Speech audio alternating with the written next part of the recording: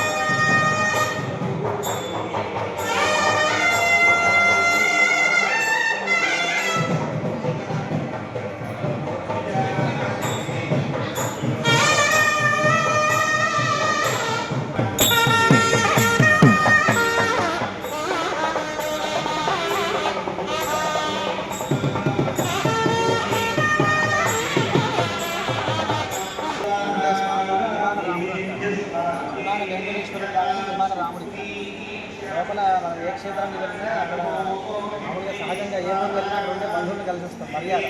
అలాగే అక్కడ ఉండే ఏ పట్టణంలో అయినా క్షేత్రంలో ఉండే దేవుడు ఉంటారో వాటిని తప్పకుండా దర్శించి రావాలి మర్యాద.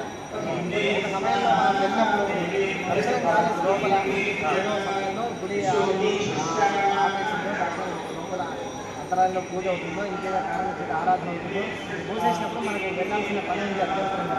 అప్పుడు దర్శించే మరి ఆ పుణ్యాన్ని ఎలా పొందాలి అంటే విమానరాముని దర్శిస్తారు, అదే పుణ్యం కలుగుతుంది. పైన ఉండే సుదర్శనమూర్తి